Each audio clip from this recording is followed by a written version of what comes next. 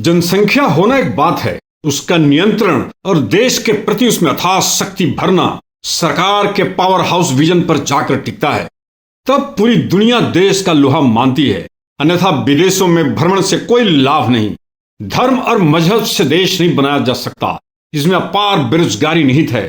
बटे हुए घर, बटा हुआ समाज या फिर बटे हुए लोगों से देश की शक्ति स्थापित नहीं की जा सकती। आज चीन की सीमा 14 देशों को लगती है और किसी की सीमावर्ती देशों की दुस्साहस नहीं कि कुछ वहां नैतिक कर सकें। वहां धर्म की परिभाषा घर के आंगन या घर के 4 दीवारी तक सीमित है। शक्तिशाली देशों का लक्ष्य राष्ट्र के प्रति जवाबदेही है। अनुशासन, नए नए विजन उस देश को दिन दुनी रात चौगुना बढ़ा रहा है। हमारे इस राष्ट्र में लोकतंत्र क्या क्या ही अर्थ कि हम दिन रात राष्ट्रवाद के चादर ओढ़े रहे और आउटपुट जीरो। जिस दिन हम कोई बड़े देश से लड़ेंगे, तुलनात्मकता हिंदू मुस्लिम की नहीं होगी। हम अपनी शक्ति ढूंढ रहे होंगे।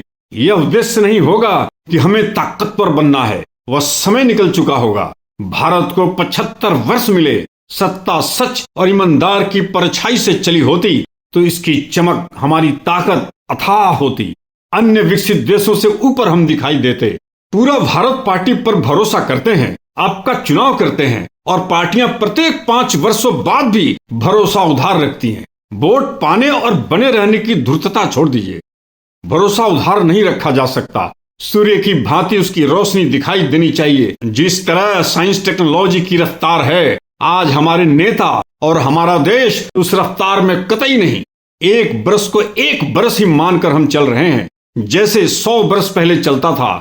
आज एक वर्ष 10 वर्ष के बराबर है। आज कोई भी पार्टी 10 वर्ष बिताती है तो उसे मानकर चलना चाहिए हमने 100 वर्ष व्यतीत किए या नष्ट किए, क्योंकि हमारी जनसंख्या उतनी है। आज सत्ता राजनीतिक झूठ के प्रचार से नहीं चलाया जा सकता है। हम अपने बनाए हुए आंकड़ों से देश को स्थापित नहीं कर सकते। यह बड़ा छल है, देश से धोखा होगा। दुनिया के मापदंड पर हमें उतरना होगा। आज बांग्लादेश जैसे गरीब देश भी अब हमें अपनी अकड़ दिखा रहे हैं। भारत में अब तक को शक्ति बल आ जानी चाहिए थी कि हमारे प्रधानमंत्री बांग्लादेश जैसे देशों को चेतावनी रखें तो वे पैंट में पेशाब कर दें। देश की ताकत तो यह होनी चाहिए, अन्यथा इतनी भारी भरकम जनसंख्या का फायदा ही क्या कि सिर्फ 5 किलो अनाज पर टिके रहें और सरकार टिकाए रहे। कांग्रेस और बीजेपी, ये 2 पार्टियों को देश के लिए कम समय नहीं मिले हैं। आज लोक लुभावन योजनाओं से देश पर जो कर्ज का भार बढ़ रहा है, वह देश के लिए कतई अच्छा नहीं। ऐसे चुनाव नैतिक नहीं। सुप्रीम कोर्ट को इस पर रोक लगानी चाहिए। नेता अपने काम पर नहीं, देश राज्य के कोष को लुटाकर चुनाव जीत रहे हैं। जब राज्य यूनाइटेड हो, उसका प्रतिबिंब राज्यों के रोजगार पर हो, उसके डिसिप्लिन, लॉ एंड ऑर्डर और ईमानदारी से देश चमकते हैं। निर्माण उसी को कहते हैं। आज पूरा देश जंगल और पहाड़ की रक्षा के लिए खड़ा है। पर्यावरण की इतनी समझ सरकार के पास होनी चाहिए। सूझबूझ होती तो ये लोगों का काम नहीं था तय करना। चंद पैसों के व्यापार के लिए एक व्यक्ति को आर्थिक रूप से मजबूत बनाया जाना, सारे नियम ताक पर रखना, इसमें देश की विशाल क्षति है। सरकार और न्यायपालिका को बिना विलंब ऐसे अपने नियमों पर, अपने विचारों पर, अपने निर्णय पर तत्काल रोक लगानी चाहिए।